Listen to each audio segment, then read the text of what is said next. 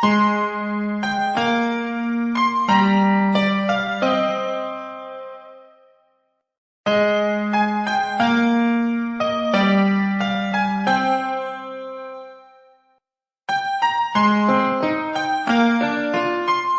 pagi Pak, Ya. saya Dahlia selaku CDP dari sekolah Bapak.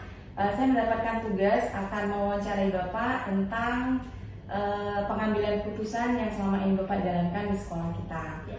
Nah, pada modul ini kami belajar tentang bagaimana cara mengambil keputusan yang benar, dan ada beberapa permasalahan yang terjadi, di antaranya itu permasalahan dilema etika Pak. Dilema etika antara lain itu ada tentang moral dan juga nilai-nilai budaya. Dan ada permasalahan tentang bujukan moral. Bujukan moral itu terkait tentang kekerasan, kemudian paksaan, dan juga tentang pelanggaran hukum. Nah, jadi pada kesempatan ini saya ingin mewawancari Bapak tentang bagaimana selama ini Bapak mengidentifikasi ataupun mengetahui kasus-kasus yang terjadi di sekolah kita.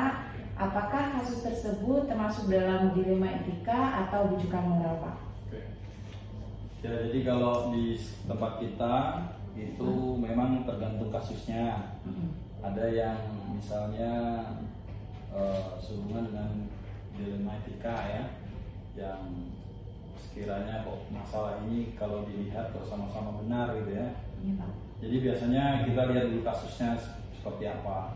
Kalau nanti itu berhubungan dengan bujukan moral, sehubungan dengan kita mengedepankan moralitas lah ya. Nah, itu juga kita akan lihat kasusnya juga. Pada intinya semua kasus itu dilihat dulu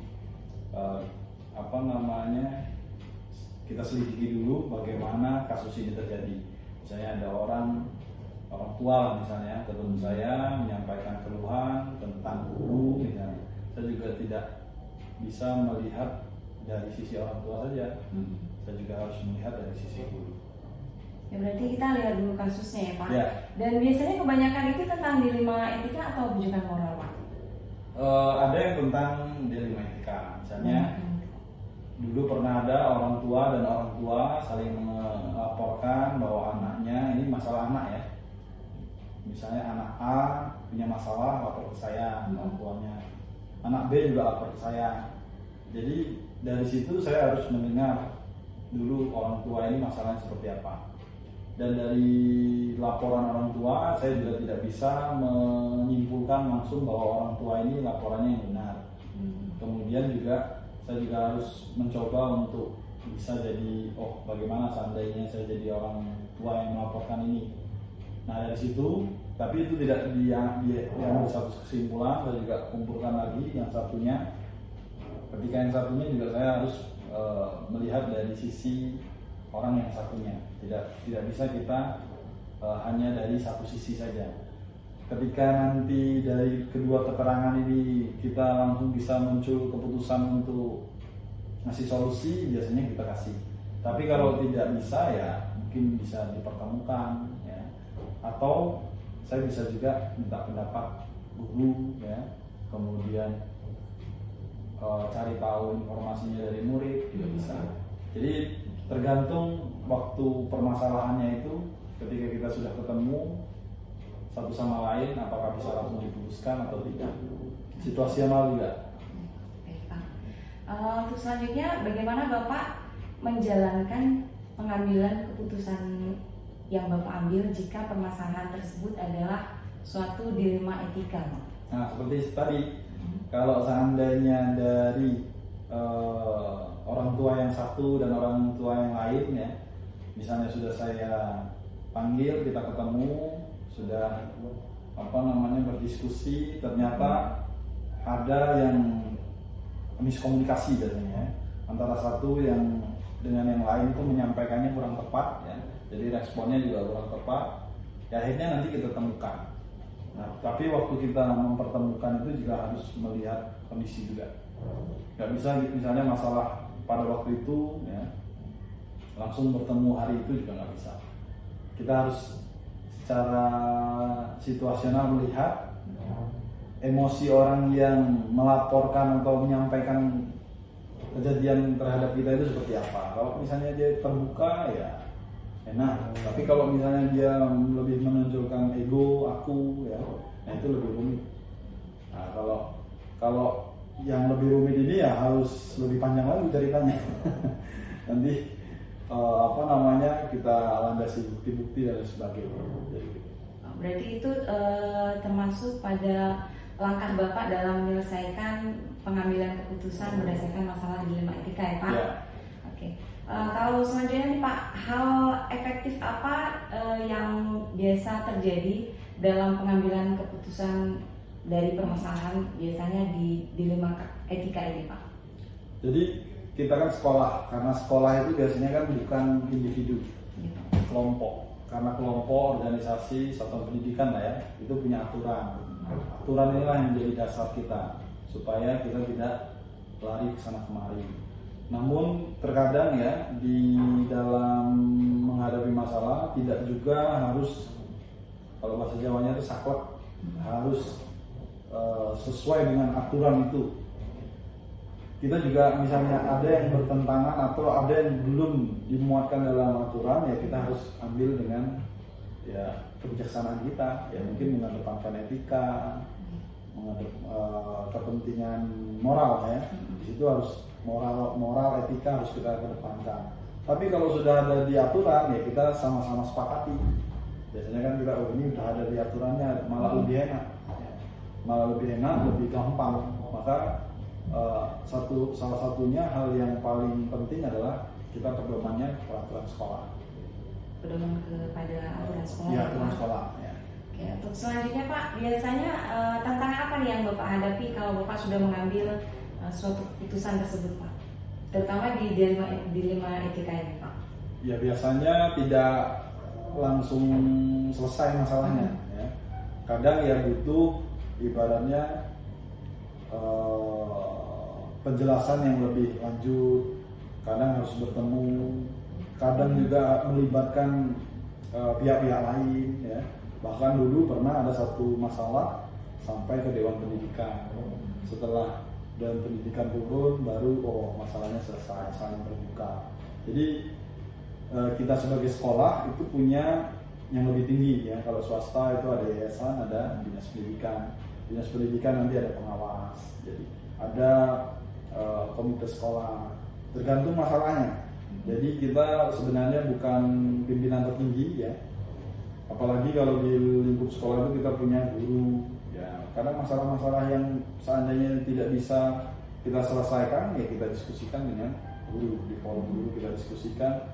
Biasanya apa yang nggak terpikir di dalam pikiran kita, muncul ide-ide yang bisa mengeluarkan jalan keluar, yang memberikan jalan keluar, ya bisa dari guru, bisa dari komite sekolah, bisa dari ketua yayasan, bisa dari pengawas pendidikan, bahkan seperti yang kasus tadi ada Dewan Pendidikan, itu juga bisa.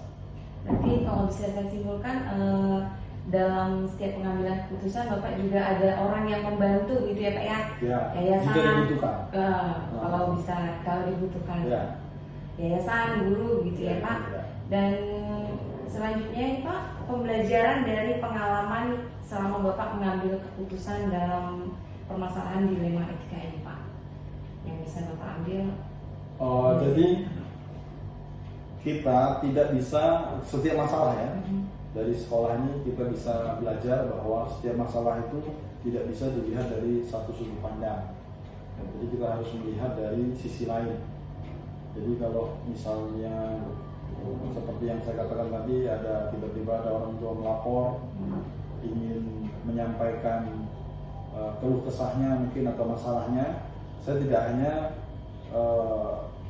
mengambil dari sudut pandang orang tua, tetapi masalah orang tua ini dengan siapa, misalnya dengan guru, dengan anak, dengan sekolah, dengan yang lain ya, dengan peraturan sekolah dan sebagainya juga harus terbuka. Jadi kita harus di tengah-tengah. Di tengah-tengah ini menyerap apapun yang informasi yang ada, kemudian mengolah, biasanya kemudian menyampaikan. Seperti kasus yang orang tua dengan anak tadi ya, sama-sama benar. Nah dari sisi A dia menyampaikan seperti ini, dari sisi orang tua B menyampaikan seperti ini. Ternyata setelah kita gali informasinya, ini ada miskomunikasi. setelah ada miskomunikasi kita sampaikan. Nah ini tergantung orang tua A dan B ini kan beda sifatnya. Kalau dia bilangnya orang tua A lebih terbuka, gampang aja kita nyampainya. Tapi kalau dia punya cara pandang agak sempit misalnya ya, atau dia mengedepankan ego, misalnya emosional, nah itu kita harus punya cara-cara, pikirkan cara-caranya untuk supaya apa yang menjadi miskomunikasi tadi bisa tersampaikan dengan baik. Jadi dari masalah dari yang ada di sekolah kita bisa melihat dari berbagai sudut pandang, bukan hanya dari sudut pandang satu sisi, apalagi dari sudut pandang kita saja tidak bisa. Jadi untuk kebanyakan permasalahan dilema etika nih Pak, dari pengambilan keputusan Bapak lebih banyak mengambil keputusan tersebut langsung di tempat, atau Bapak atur dulu jadwal untuk menyelesaikan masalah tersebut? Tergantung masalahnya. Oh, tergantung lagi ya Pak. Ya, berarti kadang-kadang ada di mana situasi Pak langsung ambil keputusan di tempat gitu ya Pak? Ya makanya situasional, lihat. Kalau misalnya masalah ini kayaknya dari masalah itu bisa kita langsung selesaikan hari itu ya langsung gitu ya. Tapi kalau misalnya dia ngomong ke kita sambil marah-marah misalnya, atau ada guru dan orang tua misalnya, orang tua nggak bisa kerjasama dengan guru misalnya, guru juga demikian, atau dengan murid dan lain sebagainya, nah itu juga harus dilihat sikonnya. Kalau dia lagi marah-marah harus hari itu selesai, ya bisa juga. Kalau misalnya kondisinya nggak memungkinkan ya kita jadwalkan besok dan sebagainya. Baik Pak, sudah selesai wawancara saya. Terima kasih Bapak untuk waktunya. Saya dari mengucapkan terima kasih Bapak sudah memberikan waktu untuk saya wawancarai. Selamat pagi Pak.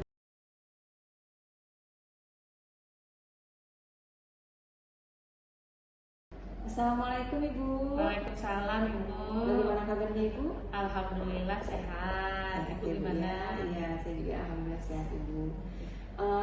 Saya hari ini Ibu mengucapkan terima kasih karena sudah diberikan kesempatan, dan saya hari ini ingin mewawancarai Ibu terkait tentang pengambilan keputusan yang selama ini sudah Ibu jalankan di sekolah Ibu, di mana pengambilan keputusan itu kan harus didasari dengan rasa tanggung jawab, kemudian nilai-nilai kebajikan ya Bu, dan berpusat pada siswa. Nah, jadi saya izin untuk mewawancarai tentang pengambilan keputusan yang sudah Ibu laksanakan ya Bu ya. Nah, saya ingin menanyakan bagaimana Ibu mengidentifikasi kasus-kasus atau permasalahan yang terjadi di sekolah Ibu, dan pengambilan keputusan yang sudah Ibu laksanakan tersebut Ibu. Oke, baik. Saya di sini untuk mengidentifikasi kasus-kasus yang dialami terkait dengan kasus dilema etika. Yang pertama kali mungkin saya lebih banyak bertabayun dulu, misalkan kalau ada hal yang seperti ini, nah itu saya akan langsung menanyakan langsung kepada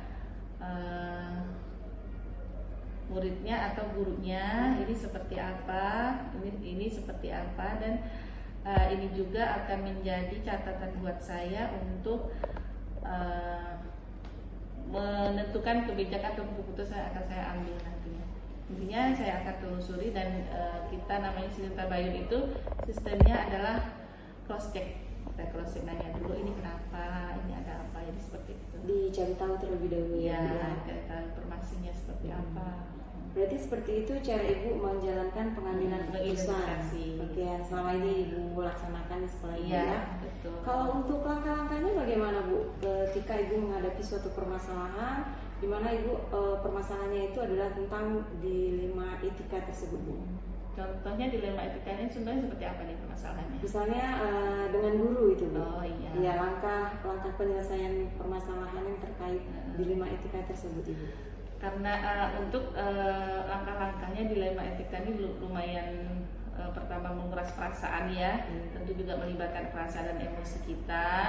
Jadi di sini yang pertama langkah-langkah yang saya ambil, yang pertama ini mencoba mencari tahu kalau ini seperti ini nih efeknya seperti apa. Terus kalau ini kita ambil dan ini kita ini dampaknya seperti apa. Jadi kita harus melihat dari dua sisi, dan dua sisi ini kan sama-sama benar nih, sama-sama benar. Ini kalau kita berpihak ke sini, ini seperti ini benar. Nah, kalau kita juga berpihak ke sini, ini benar. Jadi langkah-langkah yang kita ambil itu adalah salah satunya kita membicarakan, memusyawarahkan seperti itu. Nah kemudian Bu, hal yang kira-kira Ibu anggap efektif dalam pengambilan keputusan jika itu tentang dilema etika Bu?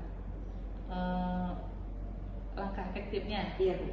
Langkah efektifnya yang pertama ini yang coba kita ambil, melihat bagaimana efek dari pemilihan ataupun penentuan kebijakan. Kita melihat juga efeknya, terus langkahnya juga coba kita, kalau ini misalkan sifatnya dengan anak didik, kemudian guru dan anak didik. Nah kalau kita pilih dengan gurunya, jadi anaknya seperti ini. Nah selanjutnya Ibu, ketika Ibu dalam mengambil keputusan Ibu di dalam dilema etika, apakah Ibu mengambil keputusan langsung di tempat atau Ibu menentukan jadwal terlebih dahulu Ibu? Kita lihat dari kasusnya. Kalau memang ini kejadian, kalau memang ini kasusnya agak gimana ya, itu biasanya saya jadwalkan, karena kan harus melibatkan beberapa pihak seperti itu. Nah, kalau kejadiannya memang kasusnya tidak butuh melibatkan banyak pihak, ya bisa saja kita langsung eksekusi. Tapi biasanya saya tidak, jarang sekali mengambil sikap langsung eksekusi di tempat. Bisa kita memang menjadwalkan, karena ada beberapa pihak memang di situ harus kita libatkan, sehingga biar keputusan ini juga bisa diterima oleh semua pihak. Nah kemudian dalam mengambil keputusan itu Bu, ada tidak orang yang membantu Ibu atau faktor-faktor yang mempermudah Ibu mengambil keputusan tersebut? Alhamdulillah selama ini, karena kami di sini sistemnya dengan musyawarah. Alhamdulillah juga kalau ada masalah, biasanya kalau masalahnya terkait dengan pembelajaran antara guru dan murid, nah itu biasanya kita libatkan dari bagian kurikulum. Nah, bisa juga dengan rekan-rekan yang lainnya, atau juga kita libatkan kalau memang sudah kasusnya agak berat dan butuh ini, juga kita bisa minta saran dari yayasan. Nah yang terakhir nih Bu, kira-kira pembelajaran apa yang bisa Ibu ambil dari pengambilan keputusan yang sudah Ibu laksanakan? Jadi melihat suatu kasus, ini saya pelajari, yang pengalaman saya itu, kita itu kalau mendapat informasi dari satu hal dari kasus itulah, kita harus banyak bertabayun, meng-cross check, menganalisis seperti apa ini, kalau seperti ini nanti efeknya seperti apa. Jadi tidak langsung, jadi itu butuh memang tahapan-tahapan ataupun masukan juga, ataupun butuh ini ya, butuh ada prosesnya sendiri seperti itu, tidak langsung ini. Jadi saya banyak belajar, karena ini terkadang kasus ini juga banyak melibatkan suatu, apalagi sifatnya kasus ini kadang berat ya, mengandung dilema etika. Jadi ini yang saya ambil dari pembelajaran di sini, kita harus berhati-hati, harus melihat betul, harus melihat mudarat yang paling sedikit, yang bagaimanapun dua-duanya ini benar, kita bertindak seperti ini benar. Dan ini harus berhati-hati, dan juga kita juga tidak gegabah seperti itu. Baik Ibu, terima kasih untuk waktunya. Selesai juga saya wawancarai. Terima kasih juga saya sudah diberikan kesempatan. Ya. Sekali lagi terima kasih Ibu ya. Assalamualaikum warahmatullahi wabarakatuh. Waalaikumsalam warahmatullahi wabarakatuh.